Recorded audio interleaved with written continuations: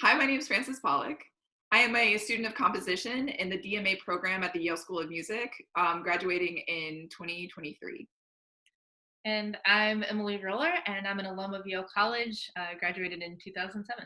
Hello, I am Danilo Gambini. I am a directing MFA at Yale School of Drama, graduating this year, 2020.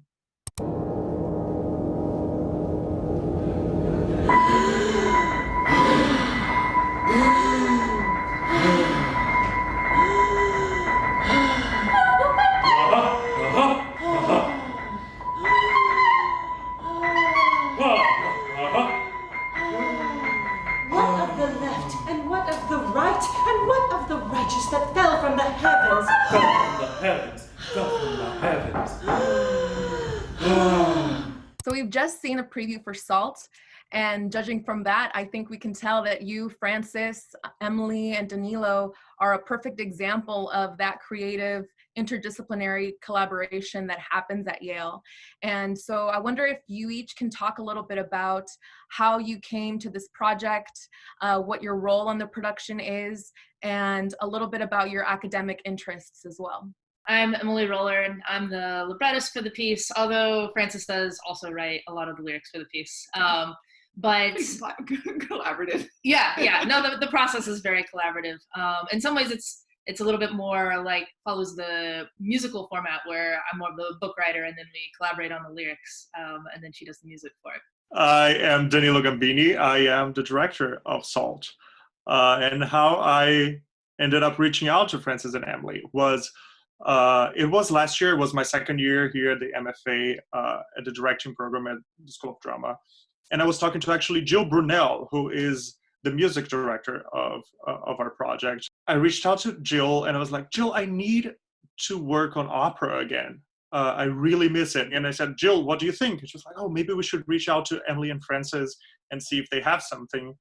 What was it about the story of Sodom and Gomorrah? What was behind that inspiration to adapt that particular story? One, Emily and I are both from outside of New England. I'm from North Carolina and Emily's from Missouri, and we both grew up in areas of the country that are fairly conservative. And I think we both sort of fled that lifestyle in favor of something that was a little bit more progressive and a little bit more inclusive.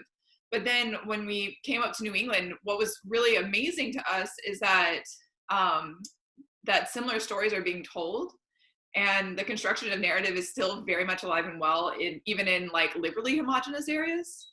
And so we were looking to tell a story where we were drawing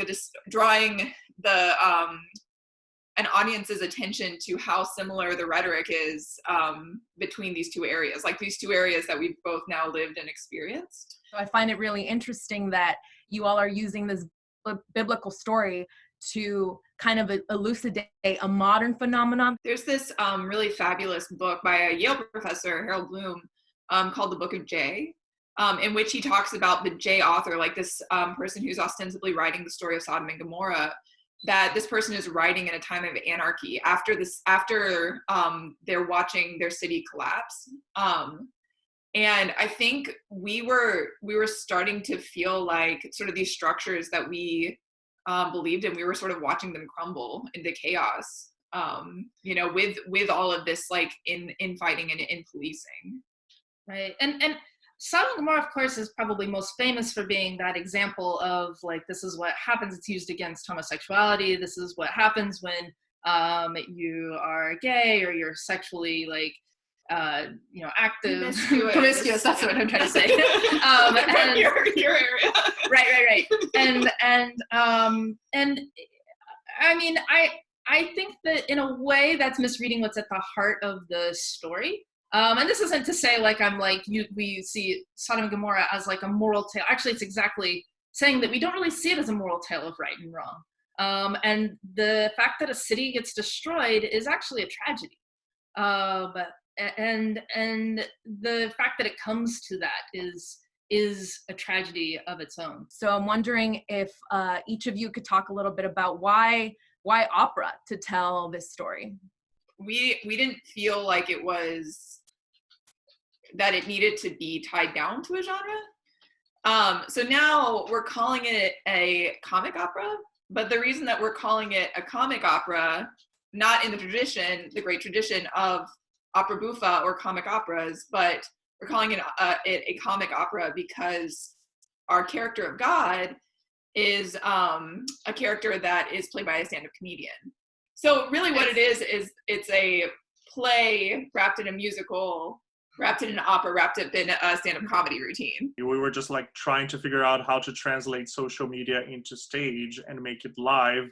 And then we are forced to actually live inside social media structures. So for this workshop version that we just did for Yoast, the 15 first minutes of the opera, we did some like slide modifications to fit it precisely into Zoom and into all this like these new structures that we're dealing with now.